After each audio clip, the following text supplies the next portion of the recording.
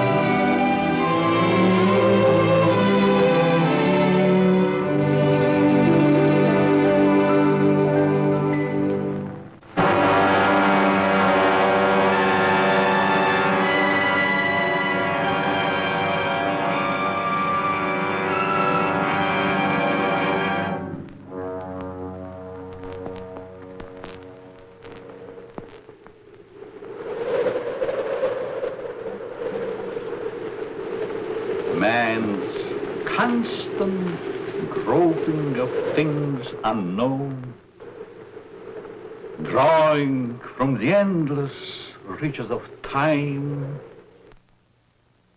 brings to light many startling things. Startling because they seem new, sudden. But most are not new to the science of the ages.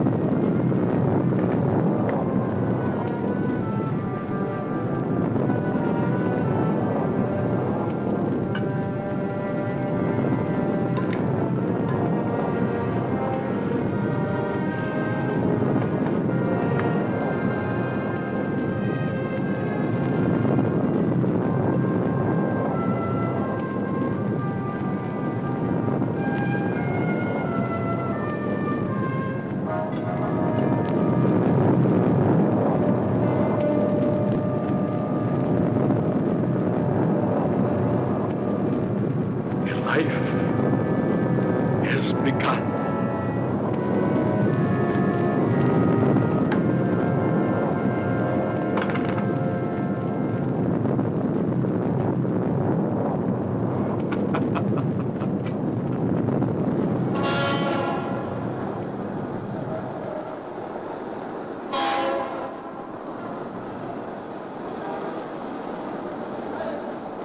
People,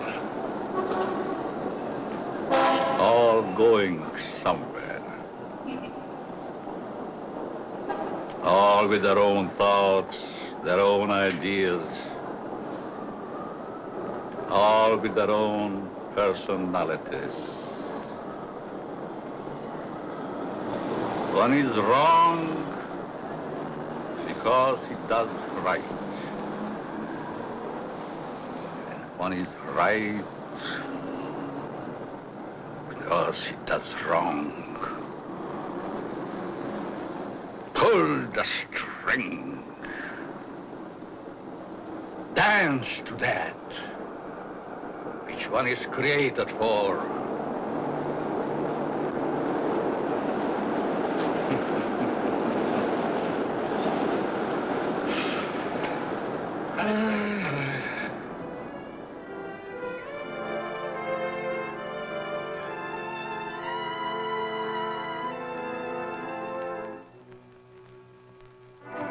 A new day is begun.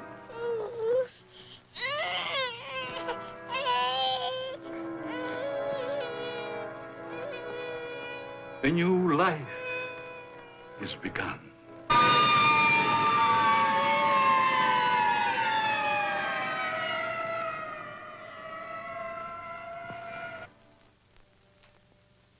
A life is ended.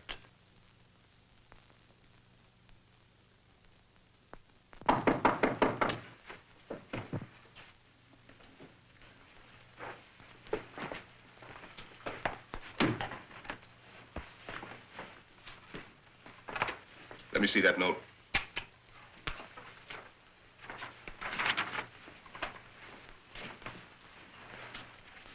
The records will tell the story. I was put in jail recently. Why? Because I, a man, was caught on the street wearing women's clothing. This was my 4th arrest for the same act.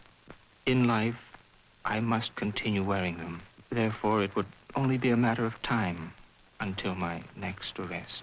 This is the only way. Let my body rest in death forever in the things I cannot wear in life.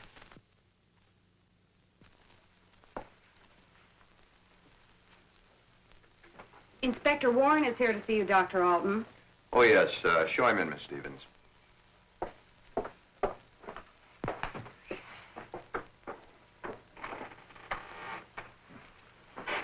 Inspector? Doctor? Sit down. Thank you.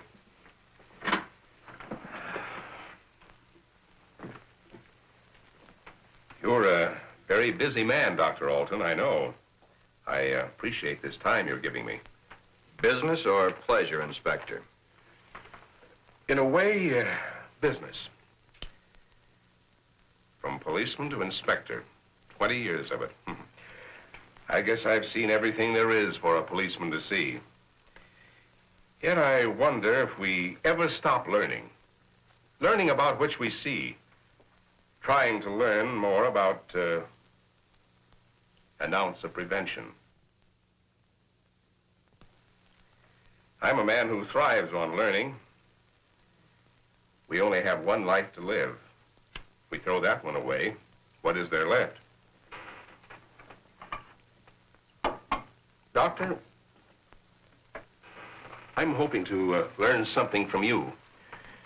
And with that knowledge, maybe save some human from a fate which I just witnessed a few days ago.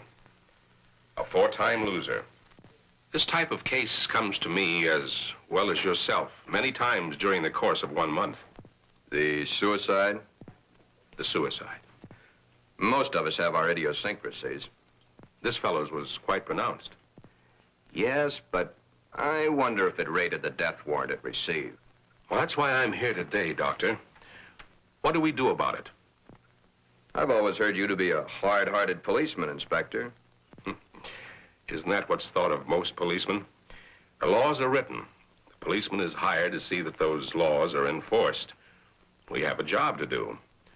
As in most jobs, there's always somebody who doesn't want that job to be done. In most factories today, the employer has put up suggestion boxes. Even the employer needs advice once in a while. I think in the case that we're referring to, I need advice. Maybe it shouldn't have happened as it did, but it did. Perhaps the next time we can prevent it. Let's get our story straight. You're referring to the suicide of the transvestite?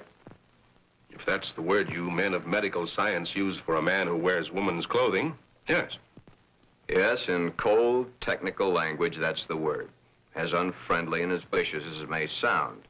However, in actuality, it's not an unfriendly word, nor is it vicious when you know the people to whom it pertains. Was this operation do these people any good? I understand you were quite prominent in a case that hit the headlines a few weeks ago. In some cases, yes, others, no. Well, the papers certainly had a field day with that one. Strange as it may seem, even though it was a field day, as you so aptly put it, it's not a new story. Sex change has been performed many times. Those whose sex can be changed, they're the easy ones. But what of those who so desperately want to be of the opposite sex, yet can't change their sex? Such as was the case with Patricia, the suicide. I'd like to understand this, Doctor, as best you can tell me. You can only fully understand the sex change by taking two entirely different cases.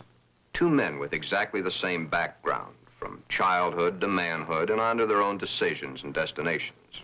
I'd like to hear the story to the fullest. Only the infinity of the depths of a man's mind can really tell the story.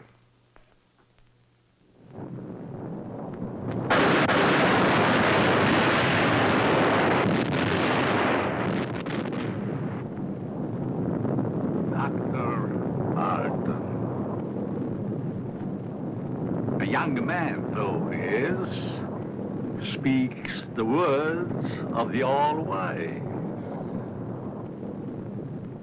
No one can really tell the story. Mistakes are made. But there is no mistaking the thoughts in a man's mind. The story is begun.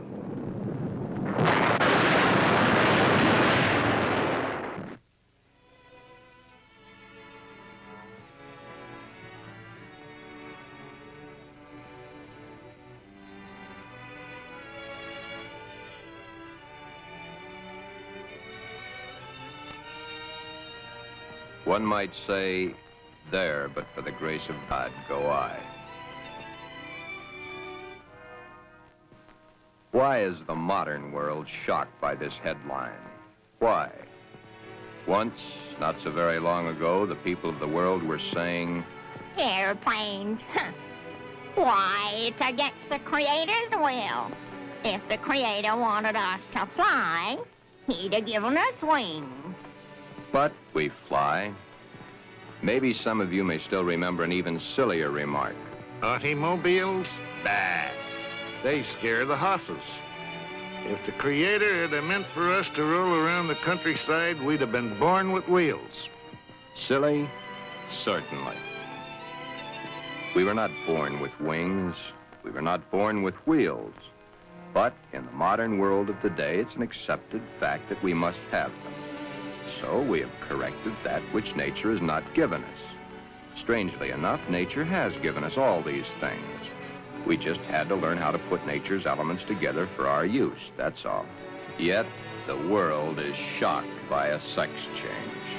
If the Creator had wanted us to fly, he'd have given us wings. If the Creator had meant us to roll around the countryside, we'd have been born with wheels. If the Creator had meant us to be boys, we certainly would have been born boys. If the Creator had meant us to be born girls, we certainly would have been born girls. Are we sure?